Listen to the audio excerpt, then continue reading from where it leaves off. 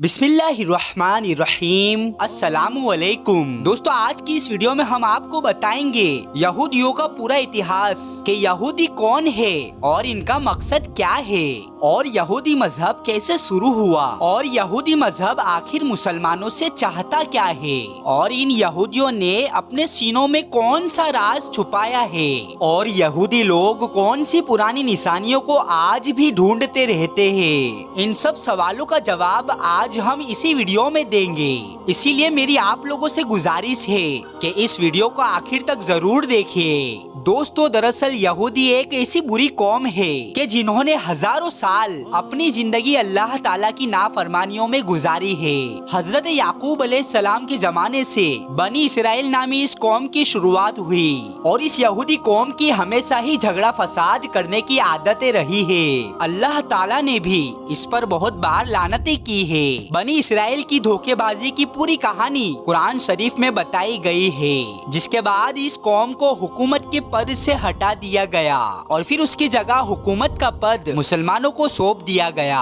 दुनिया भर की कौमों में यहूदी कौम ऐसी कौम है जिसको अल्लाह ताला ने सबसे बड़ा मुजरिम ठहराया है। कुरान शरीफ को गौर से समझने पर यहूदियों का जो जुर्म है वो खुलकर सामने आता है। प्यारे दोस्तों, आज आपको इस वीडियो में खुद ब खुद समझ में आ जाएगा। दोस्तों, ये कौम हमेशा वादे के खिलाफ काम करती थी। आखिरकार तूर पहाड़ को उठाकर इनके सरों पर लटकाया गया, लेकिन इसके बावजूद भी इनके वादा तोड़ने का सिलसिला जारी रहा, और ये लोग कुरान की आयत को बेचकर अपने गाने बजाने के शौक पूरे करते थे। दूसरे को नेकी करने को कहते थे, लेकिन खुद ये नेकी नहीं करते थे। और मेरे दोस्तों, इनको यहूदियों के जुल्म से बचाने और समंदर में रास्ता देने के बावजूद भी ये लोग अल्लाह ताला की नाफरमानी करते रहे। और जब हजरत मूसा अलैहिस्सलाम तूर पहाड़ पर जाकर अल्लाह ताला से बातचीत करते, तो इस बीच इस कौम के लोग बछड़े की पूजा करने में लग जाते। उनकी इस हरकत को देखकर अल्लाह ताला ने हजरत मूसा अलैहिस्सलाम के जरिए इनको हुक्म दिया कि गाय को ज़िबा करो। तो ये सुनकर लोग हैरान हो गए, और उन लोगों ने हजरत मूसा अलैहिस्सलाम से कहा कि आप जाइए और अल्लाह ताला का सही हुक्म लेकर आइए। इस तरह से इन लोगों ने हजरत मूसा अलैहिस्सलाम को 5 बार तूर पहाड़ पर भेजा, सिर्फ इसीलिए क्योंकि ये लोग गाय को ज़िबा करने से बचना चाहते थे। और ये लोग खुलेआम कहते थे कि ये अपनी आंखों से देखे बगैर अल्लाह पर ईमान नहीं लाएंगे। फिर दोस्तों, अल्लाह ताला ने इन्हें बिना मेहनत किए आसमान से खाना भेजना शुरू किया, तो इन लोगों ने जिद करके उसको बंद करवाया, और इन्होंने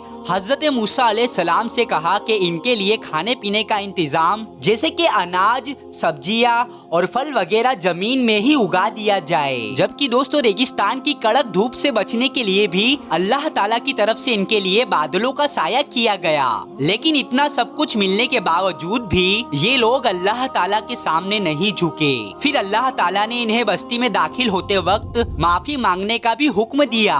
हालांकि इस हुक्म को मानने में किसी तरह की कोई भी परेशानी नहीं थी, लेकिन पता नहीं इस कौम ने क्यों अल्लाह ताला का हुक्म नहीं माना। जबकि अल्लाह ताला ने अपनी रहमत से इस बस्ती में 12 कबीलों के लिए अलग अलग 12 पानी के चश्मे पैदा कर दिए, ताकि इन लोगों के बीच पानी को लेकर कभी भी झगड़ा ना हो। मगर इस तमाम एहसान के बावजूद भी वो लोग अल्लाह ताला के तमाम नबियों की बुराई करते रहे। आसमान से भेजे गए पैगम्बरों को कत्ल करने और उन्हें फांसी देने से भी बाज नहीं आते थे, और इन्होंने ही हजरत याह्या अलैहिस्सलाम को कत्ल करवा दिया था, और हजरत ईसा अलैहिस्सलाम को सलीब पर लटकाने का प्लान भी इन लोगों ने ही बनवाया था। लेकिन अल्लाह ताला ने हजरत ईसा अलैहिस्सलाम को आसमान की तरफ उठा लिया था, और इन्हीं यहूदियों ने ईसा अलैहिस्सलाम समझकर उनके जैसे एक हमशक्ल को सूली पर चढ़ा दिया। ये कहते थे कि सिर्फ पैगम्बर बनी इसराइल के लोगों में से ही हो सकता है, इसीलिए ये बनी इसराइल के पैगम्बर हजरत मोहम्मद मुस्तफा सल्लल्लाहु अलैहि वसल्लम पर ईमान नहीं लाए, और हजरत जिब्राइल अलैहिस्सलाम को एक नंबर का दुश्मन मानते थे, क्योंकि हजरत जिब्राइल अलैहिस्सलाम वही के जरिए इन लोगों की प्लानिंग की खबर अल्लाह के नबियों तक पहुंचा देते थे। और यहूदी ये तक भी कहते थे कि हजरत जिब्राइल अलैहिस्सलाम ने नबूवत के लिए गलत इंसान को चुना है, माअज़ल्लाह। और दोस्तों, अगर नबी करीम सल्लल्लाहु अलैहि वसल्लम की मजलिस में इनके किसी आदमी के मुंह से सच्ची बात निकल भी जाती, तो वो बाद में इन्हें बुरा भला कहते थे। और ये बड़े दावे के साथ कहते थे कि ये अल्लाह ताला के चहीते हैं और इन्हें जहन्नम की आग कभी छू नहीं सकती।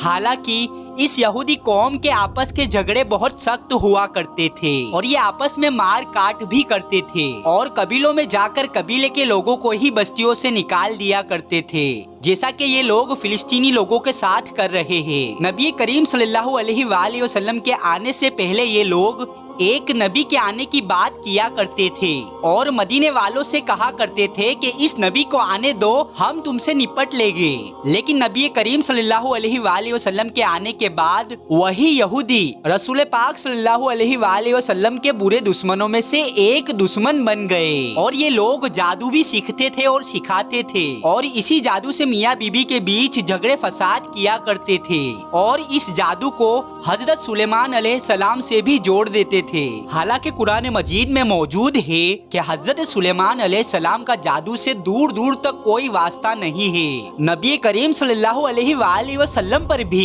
इन लोगों ने एक बार जादू किया था और इसके अलावा हुजूर नबी करीम सल्लल्लाहु अलैहि वसल्लम को चट्टानों के जरिए जख्मी करने की कोशिश की थी और अल्लाह के पैगम्बर हजरत सुलेमान अलैहिस्सलाम को भी ये लोग नबी नहीं मानते थे बल्कि एक बादशाह समझते थे।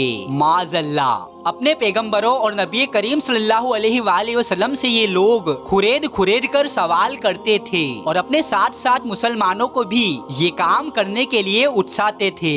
लोगों को हमेशा सच्चाई के रास्ते से, हक के रास्ते से और अल्लाह ताला के रास्ते से रोकते थे और लोगों का माल नाजायज तरीके से खा जाते थे। इन्होंने इस जमीन पर 2 बार बड़ा झगड़ा फसाद किया है और तो और दूसरों की बीवियों को ताक झाक करने और उनसे अपनी बेटियों और बहनों के साथ बदकारी और जिनाकारी करने का इल्जाम भी लगाते थे और ऐसा बेकार काम करने में ये लोग जरा सी भी शर्म नहीं करते थे।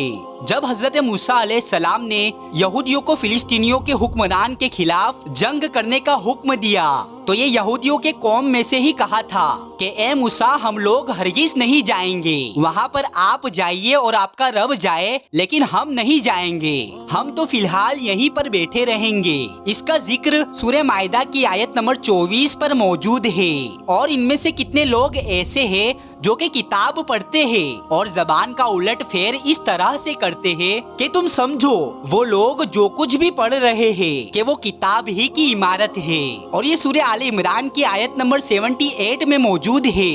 यहाँ तक कि ये यहूदियों की गुस्ताखी इतनी ज्यादा थी कि ये लोग कहते थे माज़अल्लाह, अल्लाह फकीर है और हम अमीर हैं। ये बात सूरह आले इमरान आयत नंबर 181 में मौजूद है। और नाउज़ुबिल्लाह, ये लोग कहते थे कि ये जानवर और खेत महफूज है, इन्हें सिर्फ वही लोग खा सकते हैं जिन्हें हम खिलाना चाहते हैं। कुरान मजीद में सूरह अनाम आयत नंबर 138 में मौजूद है। और मेरे दोस्तों, इनमें से एक जमात ये कहती थी कि नबी करीम सल्लल्लाहु अलैहि वसल्लम पर जो भी नाजिल हुआ है उस पर ईमान लाओ और शाम को इनकार कर दो। माज़अल्लाह, सूरह आले इमरान आयत नंबर 72 में मौजूद है। दोस्तों, एक जमाना था कि ये कौम अल्लाह ताला की सबसे पसंदीदा कौम थी, लेकिन अपने घिनौने काम की वजह से अल्लाह ताला ने इन्हें हुकूमत से हटा दिया। और मेरे दोस्तों, यहूदी क्योंकि कुरान पाक को नहीं मानते, इसीलिए इनको पता नहीं है कि हम लोग अल्लाह ताला की बारगाह से ठुकराए हुए हैं और वो लोग ये कहते हैं कि हम अल्लाह ताला के नजदीक और सबसे पसंदीदा कौम है। और मेरे दोस्तों, अल्लाह ताला ने इस कौम को बहुत सारे इनामों से नवाजा है। उन्हीं में से एक ताबूत सकीना भी है। और मेरे दोस्तों, ताबूत सकीना क्या है, इसकी पूरी डिटेल हम आने वाली वीडियो में बताएंगे। दोस्तों, वीडियो पसंद आने पर इस वीडियो को लाइक जरूर करें और हमारी इस चैनल को सब्सक्राइब जरूर कर दे। तो मिलते हैं फिर एक नई वीडियो के साथ, तब तक के लिए अस्सलामु अलैकुम।